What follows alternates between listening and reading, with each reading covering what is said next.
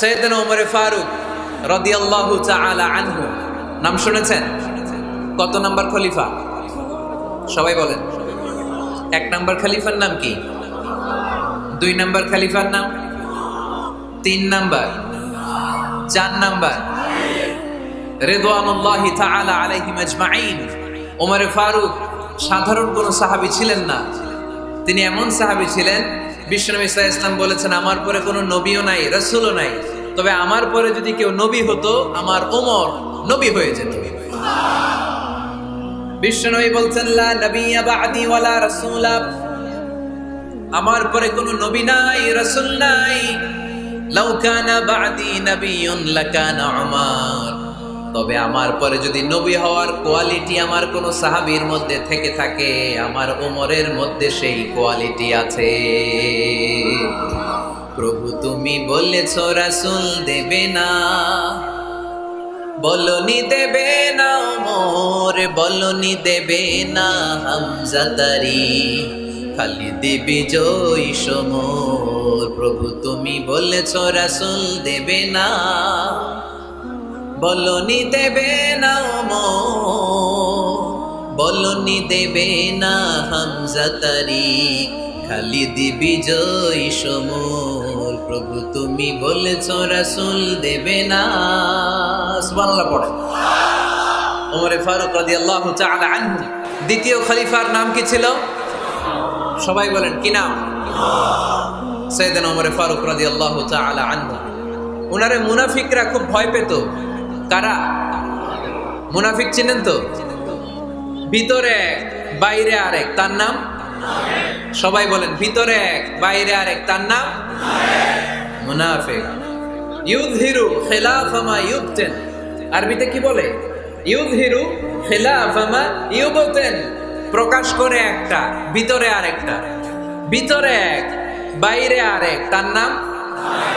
সবাই বলেন ভিতরে এক বাইরে আরেক, তার নাম? আমরা কি মুনাফিক হতে চাই? এরা যখন যে সুবিধাজনক অবস্থানে থাকে তখন তার সাথে থাকে। ডান দিকে যে বলে আপনি ভালো, আমি আপনার দলের লোক, বায়ে যে বলে আরে না এটা খারাপ, আপনি ভালো, আমি আপনার দলের লোক, এরকম আছে না নাই? যখন যে ক্ষমতায় তখন তারে তেল মারে, যেদিকে বৃষ্টি আর তুফান ওইদিকে ছাতা ধরে, আছে না নাই? বাংলাদেশে একটা গান চলছিল কিছুদিন, শুনতাম, মধু হই হই বিষ হাবাইলা। সূরাতুল মুনাফিকুনের তাফসীর বোঝানোর জন্য এটা আমার জন্য খুব সহজ ছিল। মধু হই হই বিষ হাবাইলা, বলে মধু, বলে কি? বাটির মধ্যে নিয়ে আসছে, বলে এটা মধু, বলে কি? আসলে এটা কি? জোরে বলেন। আমরা কি মুনাফিক হতে চাই? না। আমরা কি হতে চাই? মুনাফিকরা হচ্ছে এদিকেও যায় না আবার ওদিকেও যায় না, মুযাবযাবিন। They all the time long in dilemma. They don't know where to go. They don't know where to proceed. কোন দিকে যাবে জানে না, ডানেও না বায়েও না, নেহি এদার নেহি ওদার, দরমিয়ান মে সাদার বাদার। এরকম আছে না? উপর দিয়ে ফিটফাট, ভিতর দিয়া সদরঘাট। সদরঘাট এখনো ফিটফাট হয় নাই। এই মুনাফিকের অবস্থা হচ্ছে উপরে ফিটফাট, ভিতরে সদরঘাট। আমরা কি মুনাফিক হতে চাই? কি হতে চাই? মুমিন হতে চাই। এই মুনাফিকের দলগুলো মদিনাতুল মুনাওয়ারাতে ওমর ফারুককে খুব ভয় পেত। ওমর ফারুককে দেখলে তারা থারথার করে কাঁপতো। শুধু মুনাফিকরাই নয়, খোদ ইবলিস শয়তানও সাইয়েদনা ওমর ফারুককে দেখলে ভয় পেত। আমরা আমাদের ছেলে মেয়েদেরকে যদি খাবার না খায় আমরা কি বলি? আম্মু খাবার খাও। কি আসবে? ভূত আসবে, বিড়াল আসবে, বাঘ আসবে। এগুলো গাজীপুরে বলে না বোধহয়। আপনাদের ছোট্ট মেয়েটা যদি রাত্রে খেতে না চায় আপনারা লোকমা তুলে কি বলেন? এই তাড়াতাড়ি খাও, কি আসবে? ভূত। ভূত আসবে। তো মদিনার সমাজে মদিনার ছোট্ট কচি কাঁচা সোনারমণিরাও রাতে খেতে চাইতো না। মদিনাতুল মুনাওয়ারার মায়েরা রাত্রিবেলা খাবার নিয়ে বাচ্চাদেরকে বলতো, মা তাড়াতাড়ি খাও, হা হুয়া ইয়াতি উমর, ওই যে উমর আসতেছে, উমর ইসলামের দ্বিতীয় খলিফা। আশাদ্দুহুম ফি আমরিল্লাহি উমর, আল্লাহর জমিনে আল্লাহর দ্বীন বাস্তবায়নের জন্য সবচেয়ে শক্তিশালী ছিল ওমর। চিল্লায় পড়েন সুবহানাল্লাহ। এই ওমর ফারুক রাদিয়াল্লাহু তাআলা আনহু যে রাস্তা দিয়ে হাঁটতো, শয়তান ওই রাস্তা রেখে দিয়ে অন্য রাস্তা দিয়ে হাঁটতো। মা সালাকা শাইতানু ফাজ্জান সালিকান ইল্লা সালাকা ফাজ্জান গায়রা ফাজ্জিক। বিষ্ণু বলছেন, ওমর, শয়তান তোমারে দেখে এত ভয় পায়, তুমি যে রাস্তা দিয়ে হাঁটো, শয়তান তোমারে দেখলে ওই রাস্তা রেখে দিয়ে অন্য রাস্তা দিয়ে হাঁটে। চিল্লায় পড়েন সুবহানাল্লাহ। সাইয়েদনা ওমর ফারুক মসজিদে নববীর ইমাম। মসজিদে নববীর কি ইমাম? আপনারা শুনতেছেন? এই ছেলেরা বসে যাও, বসে যাও, বসে যাও, বসে যাও। সাইয়েদনা ওমর ফারুক মসজিদে নববীর ইমাম। এদিকে তাকান, আমার দিকে তাকান, আমার দিকে তাকান।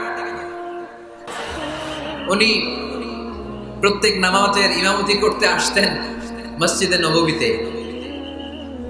জোহরের নামাজে ইমামতি করলেন। ইমামতি করে দেখলেন নামাজ শেষ, সবাই বের হয়ে চলে যায়। এটাই ইসলামের নিয়ম, ঠিক কিনা? ফাইদা কুদিয়াতিস সালাতু ফান্তাশিরু ফিল আরদ ওয়াবতাগু মিন ফাদলিল্লাহ। নামাজের সময় হ্যাঁ পালাইছি, নামাজের সময়, কাজের সময়, নামাজের সময়, কাজের সময়। ফাইদা কুদিয়াতিস সালাহ, যখন নামাজ শেষ হয়, ফান্তাশিরু ফিল আরদ, জমিনে ছড়িয়ে পড়ো। এটা ইসলামের আইন। তার মানে আল্লাহ বুঝাতে চাইলেন, নামাজের সময় মসজিদে চলে যাও। নামাজ যখন শেষ হয়ে যাবে, শিক্ষক চলে যাবে স্কুলে, কৃষক চলে যাবে ফসল খেতে, মেম্বার অফ দ্য পার্লামেন্ট চলে যাবে সংসদ ভবনে, ব্যবসায়ীরা চলে যাবে শপিং মলে, ঠিক কিনা? কাজে চলে যাও। ওমর ফারুক নামাজের ইমামতি করিয়ে নামাজ শেষ করলেন, সবাই চলে গেল। ইয়ামান দেশ থেকে আসা কিছু লোক গোল হয়ে বসে আছে, জিকির আজকার করে, ইবাদত করে। এরা যায় না। এরা কি করে না? যায় না। আসরের নামাজে সাইয়েদনা ওমর ফারুক রাদিয়াল্লাহু তাআলা আনহু নামাজের ইমামতি করলেন। নামাজ শেষ, সবাই চলে যায়, এরা যায় না। মাগরিবের নামাজের পরেও এরা যায় না। এশার সালাতের পরেও এরা যায় না। এশার পরে উনি ধরলেন, মা বালুকুম মা খাতবুকুম, হোয়াটস রং উইথ ইউ ম্যান? তোমাদের কি সমস্যা?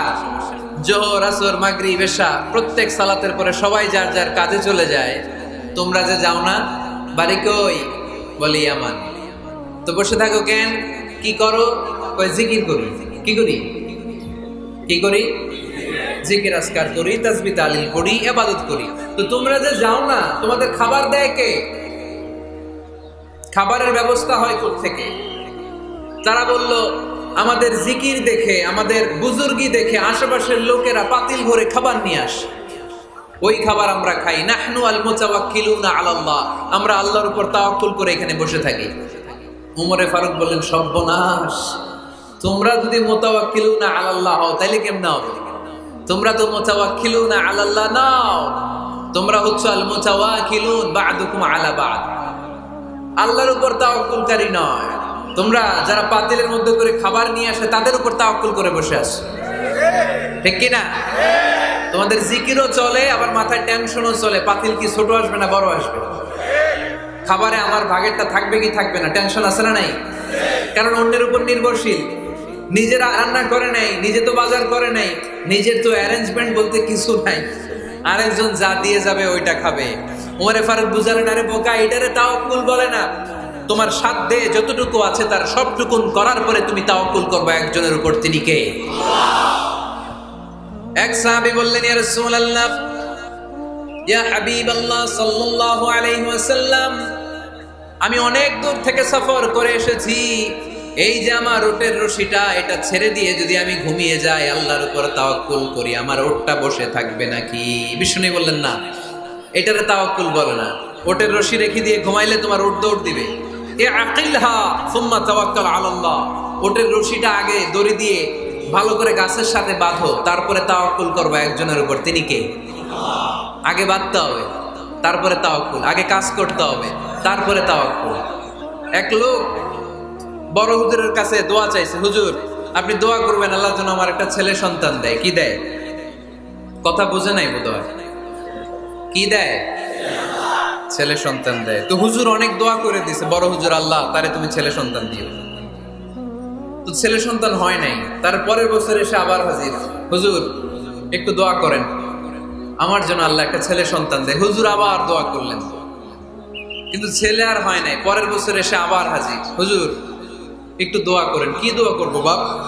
বলে হুজুর দোয়া করেন আল্লাহ যেন আমার একটা ছেলে সন্তান দেয়। হুজুর আবার দোয়া করলেন।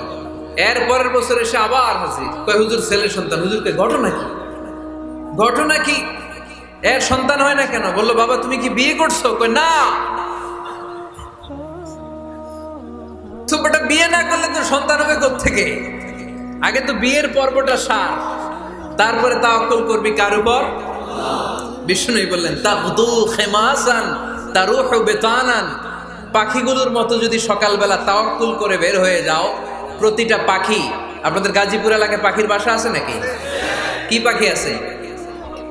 বাবুই পাখি, হ্যাঁ কি পাখি? সব আছে।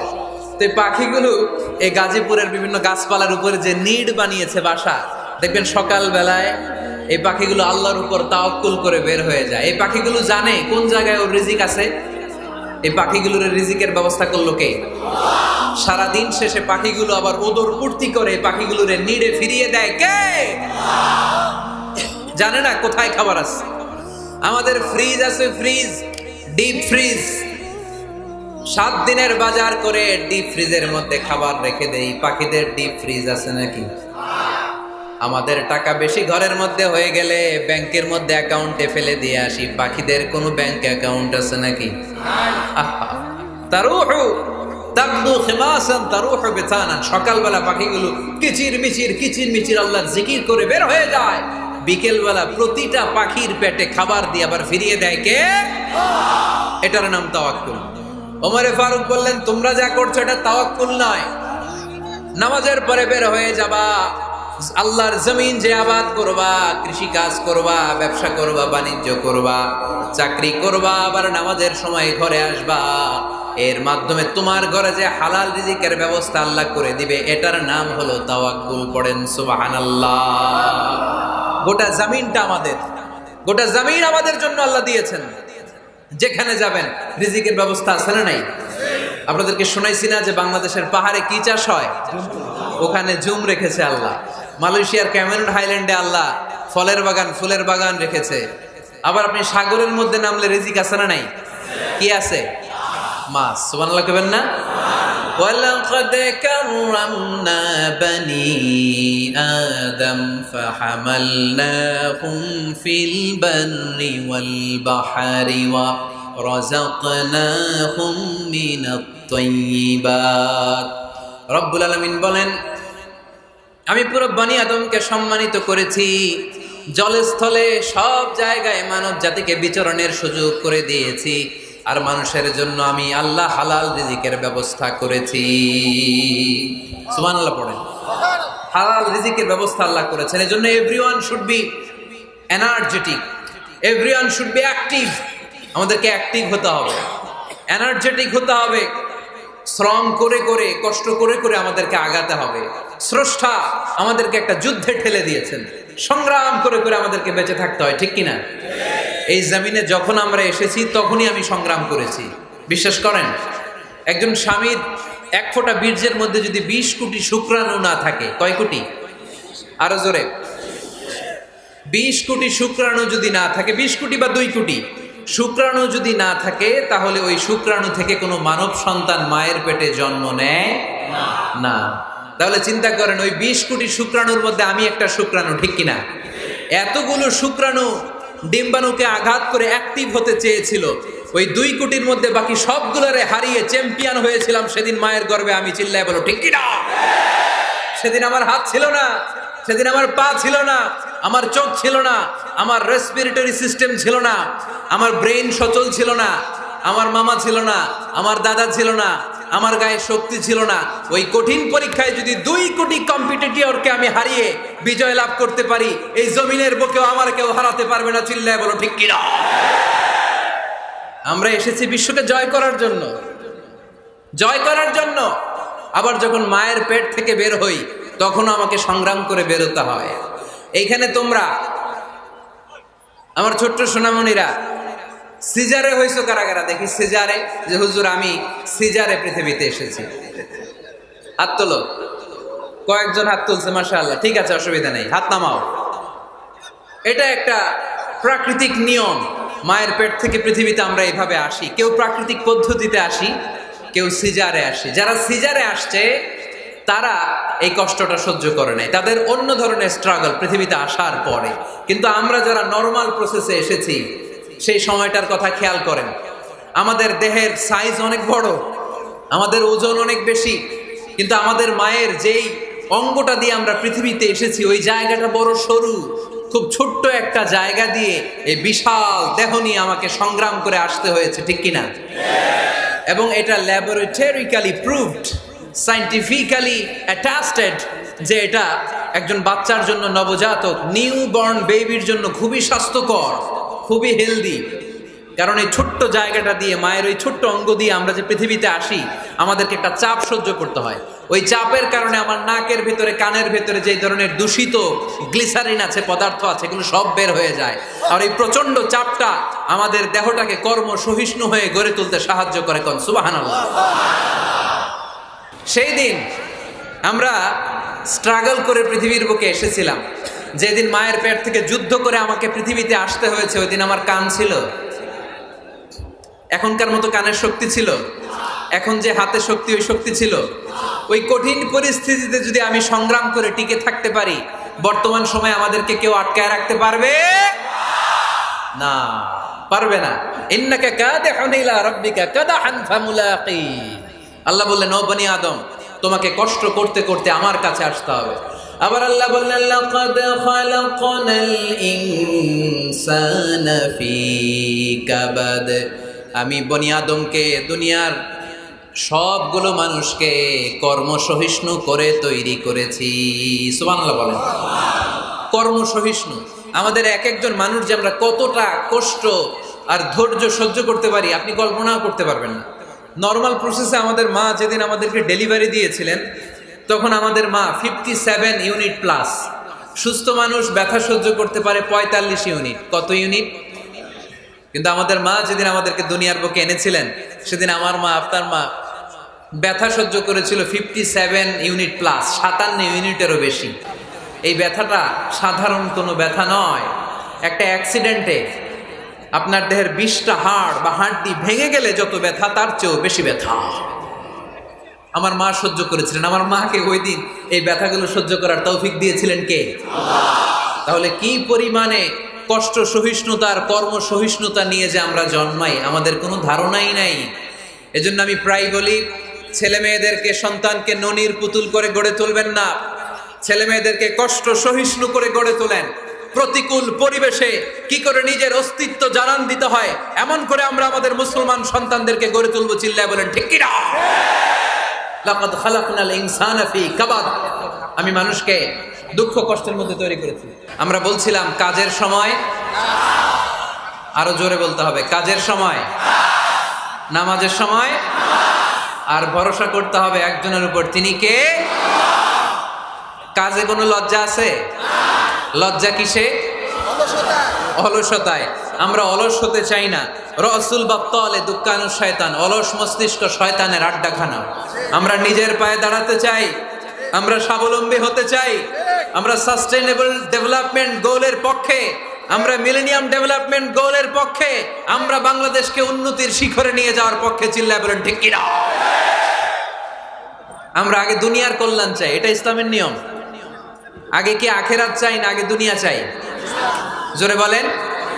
আরে দুনিয়াতে ভালো থাকলেই তো আখেরাতে ভালো থাকবেন।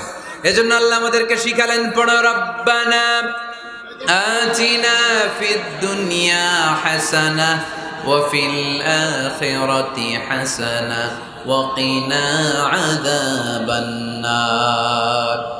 আয় আমাদের রব, এই দুনিয়ার বুকে আপনি আমাদেরকে কল্যাণ দেন, আখিরাতের বুকে আপনি আমাদেরকে কল্যাণ দেন, আগুনের শাস্তি থেকে আল্লাহ আপনি আমাদেরকে বাঁচিয়ে দেন। পড়ে না আমিন। তাহলে আগে দুনিয়া, তবে দুনিয়াকে হৃদয়ে স্থান দেয়া যাবে না। দুনিয়াকে বশ করে হাতে নিব, কিন্তু হৃদয়ে থাকবে আখিরাত। জোরে বলতে হবে ঠিক কি না? নিজ হাতে উপার্জিত সম্পদের চেয়ে শ্রেষ্ঠ কোনো সম্পদ আর হতে পারে না। আমার দিনমজুর ভাইয়েরা, কুলি মজুর ভাইয়েরা, রিক্সাওয়ালা ভাইয়েরা, ফ্যাক্টরি ওয়ার্কার যারা, আপনারা আল্লাহর কাছে অনেক সম্মানিত। আপনাদের উপার্জন হালাল। আপনাদের এক পা এমনি জান্নাতে ঢুকে আছে। এখন শুধু এক পা ঢুকাইলে চলবে? পা কয়টা? আরেকটা ঢুকানোর দরকার আছে না নাই? আপনাদের উপার্জন হালাল। আপনারা 5 ওয়াক্ত সালাত পড়বেন, মানুষের হক নষ্ট করবেন না, আব্বা আম্মার দোয়া নিবেন। দ্বিতীয় পাটাও জান্নাতে ঢুকায় দিবে কে? মা আকালা আহাদুন তুআমান কত্তু খায়রুম মিন আইয়াকুলা মিন আমালি ইয়াদিহি। নিজের হাতে উপার্জিত সম্পদের চেয়ে, খাবারের চেয়ে শ্রেষ্ঠ সম্পদ আর হতে পারে না। আমার রিকশাওয়ালা ভাই, তার উপার্জন হালাল না হারাম? আমার কুলি মজুর ভাই, উপার্জন হালাল না হারাম? মাথার গাম পায়ে ফেলে ফ্যাক্টরি ওয়ার্কাররা যে বেতনটা পায়, এটা হালাল না হারাম? তাদের দোয়াকে কবুল করে নিবে কে? এজন্য যুবক ভাইরা, never under estimate any job. কোন জবকে, কোন চাকরিকে ছোট করে দেখার সুযোগ নাই। কারণ আমার উপার্জন হালাল হলেই ওই হালাল উপার্জনে বরকত দিবে কে? Whether it's the small or big, you don't care. এটা তোমার কেয়ার করার দরকার নেই। চাকরি পেলেই একটা ঢুকে যাবা, চাকরি পেলেই ঢুকে যাবা। কারণ আমাদের চাকরির বাজার মন্দা। আমাদের বাংলাদেশ, ভারতে কোন একটা চাকরির জন্য চেয়েছে 8 পাস, ওইখানে অ্যাপ্লাই করে ডক্টরেট ডিগ্রি দাঁড়িয়ে আসে না নাই? এত কষ্ট করে চাকরি পাওয়া পৃথিবীর কোথাও লাগে না। কারণ আমাদের পপুলেশন বেশি, তাই চাকরির জন্য আমাদের বসে থাকা লাগবে না। আমাদেরকে উদ্যোক্তা হতে হবে, আমাদের এন্টারপ্রেনার হতে হবে। শুরুতে যেটা বলেছিলাম, আমাদের আইডিয়াকে কাজে লাগাতে হবে, ঠিক কিনা? আর যাই করব আমরা ভালোভাবে করব। ভালোভাবে করলে ওই কাজে বরকত দেয় কে? ভালোভাবে করার জন্য আল্লাহ তাআলা সূরাতুল মুলকে আমাদেরকে গাইডলাইন দিয়েছেন। রব্বুল আলামিন বলেন, আল্লাযী খালাকাল মাউতা ওয়াল হায়াতা লিয়াবলুয়াকুম আইয়ুকুম আহসানু আমালা। তিনি এমন সত্তা যিনি তোমাদের তৈরি করেছেন, জীবন আর মৃত্যুকে তৈরি করেছেন এই জিনিসটা পরীক্ষা করবার জন্য। তোমাদের মধ্য থেকে কে ভালোভাবে কাজ করে? সুবহানাল্লাহ। কে বেশি আমল করে, আল্লাহ এটা বলছে নাকি কে ভালো আমল করে? যদি বেশি আমল করার কথা আল্লাহ বলতো, তাহলে এই আয়াতটা হতো লিয়াবলুয়াকুম আইয়ুকুম আকসারু আমালা। কিন্তু আল্লাহ কি এই আয়াতে আকসারু আমালা বলেছে? আলেম যারা আছেন তারা আমার সাথে সাথে বলেন, আল্লাহ কি আকসারু আমালা বলেছে? আল্লাহ কি বলেছে? লিয়াবলুয়াকুম আইয়ুকুম আহসানু আমালা। কে ভালো করে কাজ করে, উইথ প্রফেশনালিজম। আপনি যেটাই করেন না কেন, আপনাকে প্রফেশনালিজমের সাথে করতে হবে, তাহলে ওই কাজে বরকত দিবে কে? ছোট হোক বড় হোক, এটা কোনো সমস্যা? যাই করি না কেন কিভাবে করব? ভালোভাবে। আওয়াজ করে বলেন, কিভাবে করব? যে কোনো কাজ করো না ভাই, যে কোনো কাজ করো, তা যেন হয় সবার চেয়ে সবচেয়ে সুন্দর। যে কোনো কাজ করো না ভাই, যে কোনো কাজ করো, তা যেন হয় সবার চেয়ে সবচেয়ে সুন্দর। হোক না সেটা পড়া লেখা, রঙের ভাষায় ছবি আঁকা। হোক না সেটা পড়া লেখা, রঙের ভাষায় ছবি আঁকা। হোক না সেটা সামান্য কাজ কিংবা মহত্তর, তা যেন হয় সবার চেয়ে সবচেয়ে সুন্দর। যে কোনো কাজ করো না ভাই, যে কোনো কাজ করো, তা যেন হয় সবার চেয়ে সবচেয়ে সুন্দর। চিৎকার করে বলতে হবে, ঠিক কিনা? যাই করি না কেন সেটা যেন সবচেয়ে সুন্দর হয়। You have to make the best out of you. You have to try your level best. তোমার সাধ্যের যতটুকু আছে তার সবটুকু করতে হবে। বাকি বরকত তার কল্যাণ আমাদেরকে দান করবে কে? বিষ্ণু ঈসা ইসলাম কখনো অলসতাকে উৎসাহিত করেন নাই, ভিক্ষাবৃত্তিকে উৎসাহিত করেন নাই। তিনি পরিশ্রমকে অ্যাপ্রিশিয়েট করেছেন। এক সাহাবী রাদিয়াল্লাহু তাআলা আনহু এসে বললেন, ইয়া রাসূলুল্লাহ, আমাকে কিছু দান করেন। আ'তিনি শাইআন। বিষ্ণু বললেন, তুমি ভিক্ষা করো, তোমার ঘরে কিছু নাই? সাহাবী বললেন, লা ইয়া রাসূলুল্লাহ, কিছু নাই। বিষ্ণু ঈসা ইসলাম আবার প্রশ্ন করলেন, কিছুই নাই? সে বলল, হ্যাঁ আছে। কি আছে? একটা জামা আছে, জামা, আর আছে একটা পানি খাওয়ার জগ। দুইটা জিনিস আছে, একটা কি আর একটা পানি খাওয়ার জগ। বিষ্ণু বললেন, দুইটা নিয়ে আস। সাহাবী রাদিয়াল্লাহু তাআলা আনহু জামার জগ নিয়ে এসে বিষ্ণু ঈসা ইসলামের হাতে দিলেন। বিষ্ণুনবী জামার জগটা ধরে বললেন, মাইয়াশতারি হাযাইন, কে আছো আমার সাহাবীদের মধ্যে এই দুইটা জিনিস কিনতে চাও? এক সাহাবী দাঁড়িয়ে বললেন, ইয়া রাসূলুল্লাহ ইয়া হাবিবাল্লাহ আনা আশতারিহিমা বিদিরহাম। এই দুইটা জিনিস, একটা জামা, একটা পানি খাওয়ার জগ, আমি 1 দিরহাম দিয়ে কিনে নিতে চাই। পড়েন সুবহানাল্লাহ। বিশ্বনবী বললেন, 1 দিরহাম তো কম হয়ে যায়, 1 দিরহামের চেয়ে বেশি দিয়ে কেনার মতো যদি কেউ থাকে একটু হাত তোলো। মাইয়াজিদু আলা যালিক, এর চেয়ে বেশি দাম দিয়ে কেনার মতো কেউ আছো নাকি? আরেক সাহাবী হাত তুলে বললেন, ইয়া রাসূলুল্লাহ ইয়া হাবিবাল্লাহ আশতারিহিমা বিদিরহামাইন। আমি 1 দিরহাম নয়, আপনার সম্মানে 2 দিরহাম দিয়ে জিনিসগুলো কিনে নিতে চাই। 2 দিরহাম। বিষ্ণু বললেন, ওকে ফাইন, ডান, 2 দিরহামে বিক্রি হয়ে যাবে। দিয়ে দেওয়া হলো। 2 দিরহাম নিয়ে বিষ্ণু ইসলাম ওই আগন্তুক ভিক্ষুক সাহাবীর হাতে দিয়ে বললেন, যাও 1 দিরহাম দিয়ে তোমার পরিবার পরিজনদের জন্য খাবার কিনে নিয়ে যাও, আর 1 দিরহাম দিয়ে একটা কুঠার কিনে নিয়ে আসো। কি কিনে নিয়ে আসো? সবাই বলেন। কুঠার চিনেন আপনারা? কুঠার দিয়ে কি করে? গাছ কাটে। ওই সাহাবী 1 দিরহাম দিয়ে একটা কুঠার কিনে নিয়ে আসলেন। বিশ্বনবী সাল্লাল্লাহু আলাইহি ওয়াসাল্লাম নিজ হাতে ওই কুঠারের একটা হাতল লাগায় দিলেন। সুবহানাল্লাহ পড়তে পারলেন না মজা করে? হাতল ছাড়া কুঠার ধরা যায়? ধরা যায় না। বিশ্বনবী কাঠের একটা হাতল লাগায় দিলেন। এই হাতলটা দিয়ে বিশ্বনবী বললেন, try to imagine the attitude of the last messenger Muhammad সাল্লাল্লাহু। He changed the world for the better and made us better creature. তার নাম কি? কি নাম?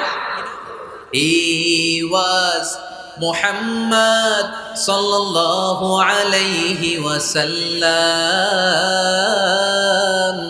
Muhammad, mercy upon mankind, teacher of all mankind, Abul Qasim, Ya Habibi, Ya Muhammad, Ya Shafi'i, Ya Muhammad, Khairu Khalqillahi Muhammad, Ya Mustafa, Ya Imam al-Mursalin, Ya Mustafa, Ya Shafi'al Alamina. পড়েন সবাই।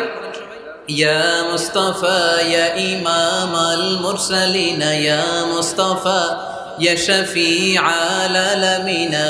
He taught us to be just and kind, and to feed the poor and hungry, help the wafer and the orphan child, and to not be cruel and miserly. His speech was soft and gentle, like a mother stroking her child. His mercy and compassion were most radiant when his smile was Muhammad sallallahu alayhi wasallam.